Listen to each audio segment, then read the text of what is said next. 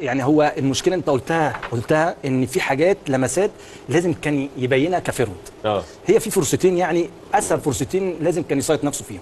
الفرصه الاولانيه لما اول ماتش دي لما عملها بشماله وطلعت. الفرصه الثانيه الاخرانيه بتاعت الماتش اللي فات ده اللي بدماغه على فكره عايز اقول لك حاجه، في ناس كتير قوي فاكره ان هو لعبها بدماغه، لا ده كان بيريحها عشان هو ما عندوش ثقه ان هو يضيع فرصه. لو تيجي تبص عليها هو مريح الفيرود دايما لما بيجي يرجع دماغه كده هو بيريح للي جاي. لا لو انا فيرود وعندي ثقه في نفسي والكلام ده وبتترفع اروح رايح شويه الكوره ادي اللي لسه هي على الشاشه.